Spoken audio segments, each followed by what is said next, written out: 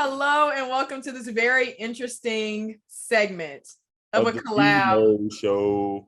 Sure, the Demo show and Snack Time together. Snacks takes on Demo takes on Snacks with the special guest of T'Vondre Sweat. This is going to be an interesting episode. This was sprung on me. I would like to tell the viewers that, and it has been very complicating so far. But how are y'all? I'm doing fine. It's a beautiful morning or afternoon, to be honest. And just after a great win, I'm just happy. I saw. Okay. Can't complain, we here laughing at these two like I always do. So, it's always a good time. And what were the motives with bringing T'Vondre into things? You just in the locker room. Because this is news to me. We've been telling him we're gonna put him on the show. He's my best friends to the very end. My best friends to the very end. Okay, I like to see it because I always ask them who are they closest to, and they always give me like nobody. Wow. So y'all wasn't counting me in. That's him. I say y'all too. I swear I do. You go watch all the videos on YouTube. Demo does give the credit. I don't give credit. So. Oh, okay. Now you lied. So y'all. I can't recall. They do. So I'm not your not friend? T. She can't remember. She do too many videos. I'm telling you. I do a lot of videos. Please don't. I need to say the credits before y'all get to talking. Please don't forget to like, comment, and subscribe. At this point, you guys should already know what I'm going to say. The Texas football YouTube channel, orangebloods.com. Please don't forget to like, comment, and subscribe to our videos. Like I keep saying, this is going to be interesting. But let's get right into it. Oh. Y'all took down TCU. How did that feel? I want to hear from Snacks first because he was the one carrying the extremely large flag. Oh. Come on. No, but how it felt beating on them, it felt great. It felt amazing. I felt like I actually achieved something because, we ain't beat them since freshman year.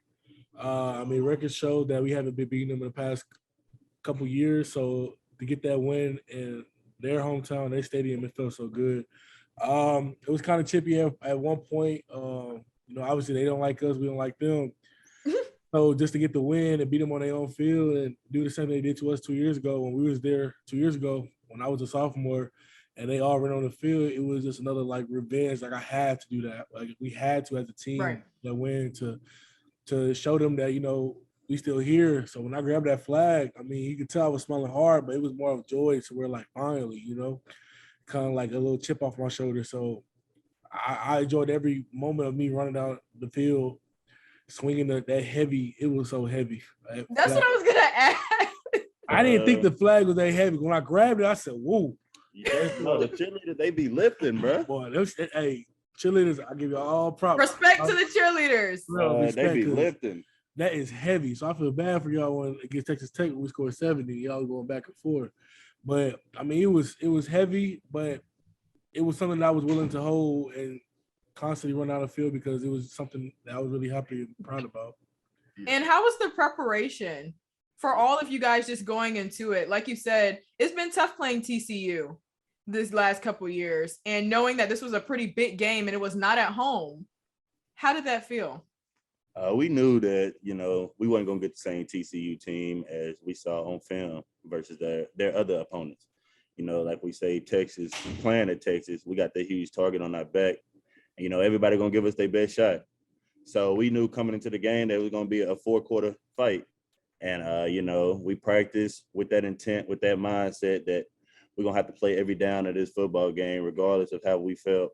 Because at the end of the day, TCU, they going to come to play Texas regardless. Mm-hmm. Might not play the week before. They might not care who they play the week after. But when Texas is on their schedule, it's their Super Bowl. So they're going to give us their best shot. And I know we did talk about that in your interview last week. And they did play like a completely different team. What they got when they play SMU compared to them playing you guys, it was tough. Am I able to say that? I feel like we established a relationship enough for me to say that was a tough game for you guys. It was some things that obviously need to be worked on. They kind of came out guns blazing, honestly, even off of the kickoff. he returned it all the way back. It was a tough game, but T'Vondre Sweat, although I was not expecting your guest appearance, really appreciate it. You played a really good game. Actually, I would feel like this was one of your best games as a defensive lineman. How did that feel for you? It felt awesome, you know. Honestly, me personally, I just play my role, you know. That's really my main thing, just playing my role and doing what's best for the team. And what is your role? Obviously, besides just your position, what is your commitment to the team? Just winning the championship, going far, winning Big 12. I do feel to be Keondre backup. That's what I want to know. I do feel to be Keondre backup. Yeah. Well, me personally, I'm really not his backup. Because, I mean, we get the same amount of reps. So what y'all don't understand is no starters or backups in our room. Everybody plays. Yes. From our third string to the second string to the first string, we all get the same amount of plays. How do you? I got a question. How do you feel like being all conference? This is not. How does it feel wearing all the different suits? Like, yeah, like you know, that's my thing. You know, it's the same way on the field. You know, I got a question though. You look good, you feel good, you play good. That's Yeah, you know, I learned that from one of the greatest. Nah, you know, that's all me. That's all me, baby. Okay, I just want to ask you. I don't know. I kind of feel like there's something you're not telling us. Do you have a designer behind your looks? Yeah, that's what I. It's all me. It's all me. It's all. So me. the turtleneck, it was all you. Turtleneck, all the me. turtleneck with the Timbs was all you. All me. What about the little country Cowboys Western look? That's all me. You see it all the time. That's all me, baby. That's his East Texas. That's what he told me last week. For him, yeah. Okay. Looks, you can't question that. You can't question it. It's my roots. Okay. It's his roots. And he tries to bring that out every time he gets in his suits. Yeah. That's just the way it is. Y'all are funny to me. Y'all are gonna give me a hard time, obviously. How is the atmosphere being in just what do they call it? The bullfrogs? Bullfrog territory. Horned Frogs. Horned frog, bullfrog, purple frog. Man, it was I think from the jump when we got into the stadium till we left, yes. We felt the hate, especially I would say interior defensive line. We felt it the whole game. Where we were stationed at during the game, sitting right behind the student section all day, every day. I mean, not all day, every day, but the whole game, every play, every minute, they were talking trash the whole time. And even when they was losing. Even when they losing, and it was just like, it was one of the things where like, you know, me being like older, I kind of know like, you know, don't react to it. So I'm just putting my horns up. I'm smiling. I'm not really paying no mind, but you got younger cats probably looking like this is their first time in the. You got to think about like again, like COVID happened last year. The fans wasn't that packed, so right. You have a lot of fans and really be back in college football mode. It's probably new to them, so it's just them hearing that they probably like wow. But the whole time, man, I heard so much stuff about me. I really. What's the worst thing you heard? I ain't gonna tell you that. But I think I like to hear because it's like call the fans out. They say it. Not the worst thing they said to me, but the worst thing I heard, to be honest, was they had said Ray. They had said 46, take off your headband and show your edge up.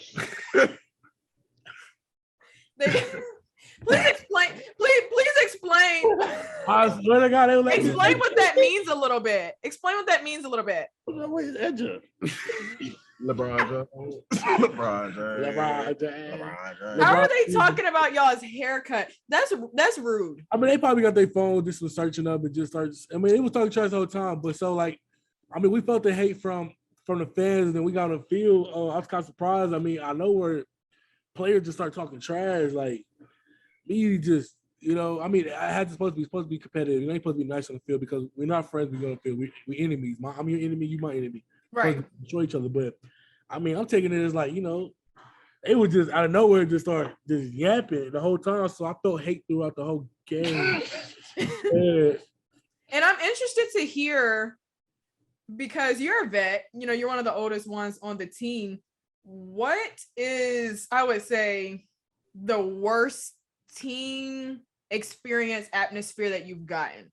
Even from either the fans or even the team on the field, like who is talking the most trash? Okay. Oklahoma State freshman year. Oklahoma, no, not even that. Oklahoma State fans is the worst because they was worse last year. Oklahoma State. Oklahoma State fans are worse because the sideline in their like stadium like is this close from the fans. So they can literally probably grab your helmet and take it off if they want to. Theirs is the worst because all they do is they be drunk the whole time and they just talking. But then I want to say probably on the field, it's either Oklahoma or who else we talking a lot of trash. I think really Oklahoma. I think Oklahoma, but I think TCU was kind of bad last year. I mean, last week. I mean, this week. Yesterday. So it's either them two on the field, but the fans, Oklahoma State. I think that is the worst fans. The fans of Oklahoma State. That's interesting. And you guys have them, I want to say right after Oklahoma. Right after Oklahoma. So it's going to be like, y'all are going to get the hate from Oklahoma up in Dallas next week. And then y'all are going to get it again from Oklahoma State. How do y'all deal with it? Man, everybody hate us. I mean, you just gotta take it, you gotta take it week by week. I mean, I think that's something different from this team where we taking it week by week. So we worry about Oklahoma now. We got TCU off the tables, and now we on to Oklahoma, and then we work on to the next. I mean, we got the state of Oklahoma in the next two games. So let's focus on the first one. The state of Oklahoma. I saw something this week that was saying that pressure is a privilege because, you know, if you don't have the pressure, that means nobody's thinking about you. But Texas, everybody's thinking about y'all. So y'all are going to get it every single week. How do you deal with the pressure? Let's go to Tavondre, since he's the guest. How do you deal with the pressure? I mean, me personally, I feel like I was just born for all of this. Like, it's nothing. All this stuff is nothing new to me, you know? So I really don't even know how to explain it. Yeah, just piggybacking off what he said. When you come to Texas, like that's what you sign up for. Yeah. Everybody know that. Like you know that. You was an athlete at Texas. No matter what sport it is, you got Texas on your chest. Like people gonna look at you some type of way because ain't nothing compared to Texas. That's a fact. Even people who are in the Big 12. Exactly. I'm like, where's our beef with you? There are people going out and they have their other games going on. Do you know how many horns down I saw from watching football just this weekend and we're not even playing them? That's exactly what I was going to say. I saw more horns down in the stadium than the TCU symbol. So I was like, you know, we always on everybody's mind. And like they say, rent free. Rent free. And I'm okay with that. I love the pressure. Like we love that you keep talking about it. Just keep doing it. I mean, I love it more than actually get cheered for. I mean, I'd look for the hate more than the actual, cheering because I mean, I was watching last week. I was watching the A&M and Arkansas game. I see more horns down than actually thumbs up. So I'm sitting like, where are we? Yeah, we miles away. Like, how y'all still thinking about it? But I mean, it's not really much to talk about it because we know. I mean, if you at University of Texas, you know. So a lot of people don't think how we feel. You know what you're signed for. So we see it every day. I mean, you can go down somewhere, you see somebody put the horns down, they're not a fan of it. I mean, it is what it is. I mean, if you're not with us, you're against us. So, I mean, that's how our mindset is. So, absolutely. I mean, take the pressure. Now, before we get off of this TCU game, I really wanted to ask DeMarvion. We had an interesting talk last week. And in his interview, if you guys did not watch it, in his interview, he was telling me, he's really proud of Luke and Josh for their interceptions. Let me tell you about this. I already know. Look, so this what happened. Please explain. Okay, so TCU, the receiver, I don't know how he dropped it. I guess, it was 3-4 Texas defenders surrounded him, so he knew he was going to get hit. So the ball pop up. Me and Luke, I think we grabbed it like at the exact same time. But the funny part is like the play was happening in slow motion. Like I looked at Luke. I said, I got it. I looked him right in his eye. As I was falling, I got it. He look at me, yank the ball, and don't even grab it. Next thing you know, I see the ball on the ground. I'm just laying there like, ain't no way. I like, Luke, you greedy. Because you got one last week. Okay, but... You got one last week and you didn't return it to the crib. So, no, you wasn't going to take it to the house. Demo, I kid you not. I was so weak.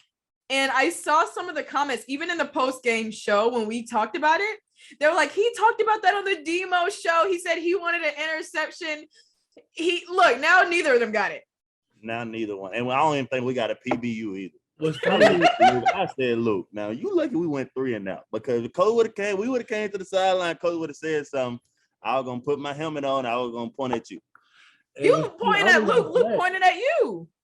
But look, if you ask Luke, he gonna say it was my fault. That's all he was saying the whole time on the sideline. It's my fault. I know it's your fault. I know. I looked at you and said, I got it like we were playing baseball. I told him, I got it. I almost got a flag that play while you playing. Mm-hmm. I mean, you over Because there. so when I'm Well, pass get a quarterback rushing, Yes, when we bro. pass rushing, I see him throw the ball. So when I turn around, I see Demo and Luke grab the ball. So I'm thinking one of them gonna have it, unless they both give him the pick if they both grab it. So I turn and my first reaction is block for my returner. Go hit somebody, right? Hit the quarterback. And so next thing I know, I'm looking all wrong because the quarterback all getting up mad and sad because I thought they picked the ball out. Come to find out, it's an incomplete pass. I'm like, oh my god. But I mean, And we can discuss the Big 12 referees because there's some things to unpack there. It felt like, it's a different story when it seems like referees are coming for you and only your team, but it seemed like they were out to get both of y'all. It was just like flag after flag after penalty after penalty. What was going on? I mean, it's just one of them games where, they want to play it fair, but at the same time, I don't know if they looking the right thing because there was one play they had gave Demo unsportsmanlike conduct, and literally the dude was still up and he didn't do nothing wrong. But the thing is, the play happened and they was on to the next play, and the offense literally stood there and just looking at the ref like, call the flag, and they literally just threw it because they told them to. I'm like, I mean, that was new to me. That was surprising to me, but it wasn't like we wasn't getting flags too. But it was. That thing happened to Cook too. It happened to Cook. They said roughing the passer when it was literally both of them collided at the same time. Like, is he supposed to just pause midair? And the dude slid right before. So like, I mean, it's just things you just can't fight with. You just gotta be like, dang, And it irritates me because I got a missed tackle because of that same situation. Like the quarterback running straight at me. So I'm running at him. I'm finna hit him, but I'm like, okay, I just got a unnecessary roughness the last play. So let me ease off. Next thing you know, he keep running. So I'm like, I don't know what to do in that situation. It changes your play. And I don't think a lot of people realize that. But the Big 12 referees and the referees in general, when they keep throwing out these horrible calls, trust me, the fans were on y'all's side. These horrible calls, it changes your play. And then it just looks like everybody's just standing around because nobody wants to get a targeting call. Nobody wants to get a roughing a passer. I will say the ejection in the first, I'm pretty sure it was the first quarter. Yeah. It was a little tough. That was a little tough. I know I'm all for Texas and everything, but that was a little unnecessary to me. It would make me move different because it's obviously like, okay, y'all don't want us to hit, obviously. And that's the thing about like sports. Like the referees play a huge factor in the game. Like, whether it's the right call or the wrong call, that targeting, it caught me off guard too because, that changed the whole momentum of the game. Yeah. They had just scored. They was finna get, I think, a 3-and-out on our offense. And, there you go, a 15-yard penalty targeting your guys out. I mean, he did his head, though. But, I mean, like you said. But it's like they called a timeout, and now they reviewing targeting when you didn't think anything was wrong. Yeah. But I felt like there was, the timing was off. Yeah, I think they was playing makeup. The referees was playing makeup all game, trying to make up calls. Trying to please everybody. And that's just part of the game. Like, you're not gonna be able to please everybody, and we know that. But then again, like, flags is a part of the game. The game's gonna go different, whether it's the right call, the bad call. People gonna have something to say. Absolutely. And all in all, it was a sloppy win, like Coach Sark said. But a win is a win. What did he say? I'd rather have an ugly win than a pretty loss. Exactly. And you guys got it done. You guys have OU next week. But I had a couple of some getting to know questions for you guys. And now since I have 3 people, it's going to be a lot more enjoyable for me. So what are some notable school visits y'all went on? And you know what, Dima, I want you to go first. Want me to go first? Yeah, since you've been giving me an attitude today. I really didn't take that many visits. I knew, like, if Texas was going to offer me, I was going to come here. But I played the recruiting process home because it was fun, It was fun. I love getting out of class every day to come talk to coaches. Like, every time I went to 4th period, like, the officer called, my teacher, no, I already packed my backpack. Like, I'm leaving type. I only took a couple visits. I took one official visit, and that was to Texas. But I went to TCU. They had a game. And then I went to Texas A&M Friday Night Lights thing. But other than that, like, I really didn't see much in taking visits when I already knew where I wanted to go. Tavondre, what about you? I only took one official, and that was to Texas. But I took a few unofficials to like A&M, Baylor. Why do y'all take unofficials? Why? Man, officials is pretty much like, because I think it's a certain point when you get to the certain like stage in your recruiting where you can only take officials towards the end. Yeah. Mhm. So unofficial you have to where like a school probably like, hey, come to this game, and then you drive way out there, get a couple tickets and you go to a game. Like, hey, try to get you to come to a big game. You just go see the school. Like him saying, I only took 2 official visits, Texas and Miami. I wanted to take more, but it was at a point where I knew I was going. There was no more playing. I tried. And I mean, I took unofficial visits. Like, I took a visit to I went to OU. I want to say twice. I've been to OU twice. I went to the Ohio State Oklahoma game they had there a couple years ago, and I took a visit down there. I went to Oklahoma State. I went to TCU. I went to Baylor. Okay, so you took a lot. So why Texas? Why Texas? I mean, the reason why I chose Texas was because the people in the class, the recruiting class, I knew a bunch of them. And so we was kind of like, we were all getting recruited because there was a bunch of us from Texas, especially Houston. Yeah. Kind of like, why not? Why not change it? Why not come help? Why not be the ones to help win? And so we all was just like, we all here. Why not? Like, why not choose this school instead of going all across the world just to pick a school and play, instead of playing with each other, because we all know each other. We got skill sets. Right. And plus because Herman was at U of H, that was my first offer when I was a freshman. And so I felt like I kind of owed him, but I kind of believed in him first because he gave me my first opportunity to play college football. He first coach to actually believe in me. So I kind of felt like I seen his vision when he did at U of H and how he changed that team from nothing to something. And so I felt like he could do the same thing at Texas. So that was one big thing, and because of the people that came with me. So throughout the coaching switches, did any of you guys contemplate leaving? I actually did. Before a coach was named.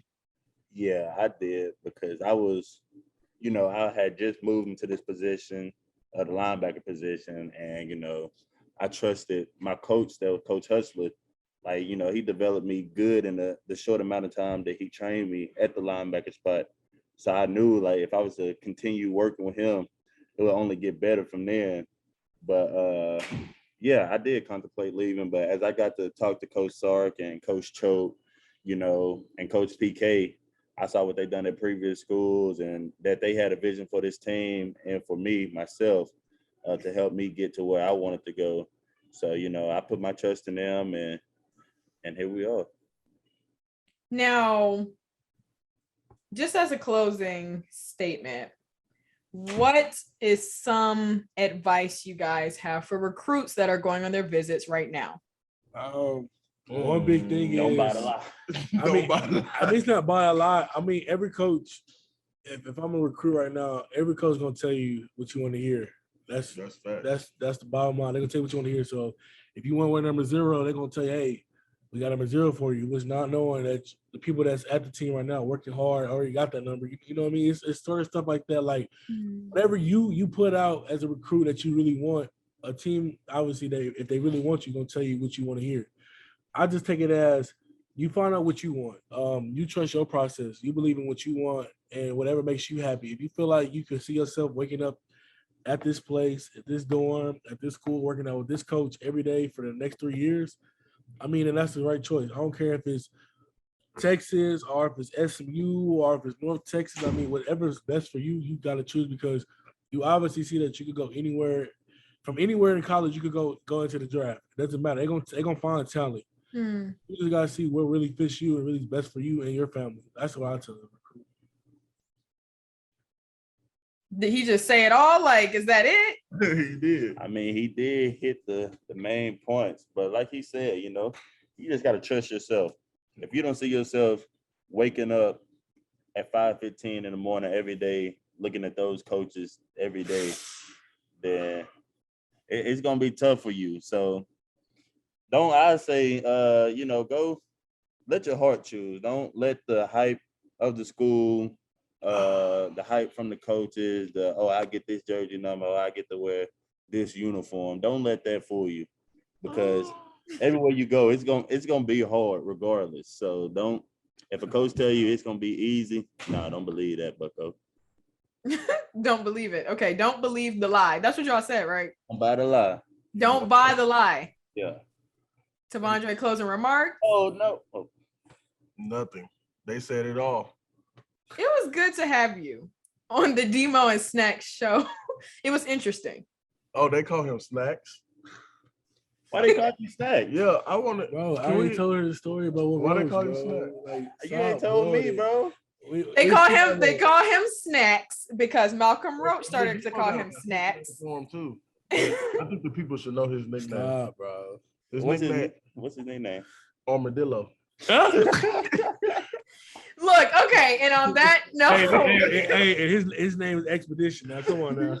Nah, like, I be wanting to know though, why the fans be calling me Big Lunch? Why? Who started that? they call you what? Big Loaf. Big Lunch. Big loaf or big Big lunch? Roach, bro. Roach. I thought you did say Big Lunch. Why would I do that? Oh no. Okay, y'all are gonna have to explain it. Big what? Nothing. That's Big lunch. Next, catch that on the next show. Okay, I like that. Okay, please don't forget to like, comment, and subscribe to the Orange Bloods Texas Football YouTube. I enjoyed the collab. It was interesting, very stressful, but be on the lookout for some more episodes for the Demo and Snack show featuring Tavondre Sweat. Honorable mention to Tavondre Sweat. He played a great game last week. Please give him his flowers. And that's all. Thank you.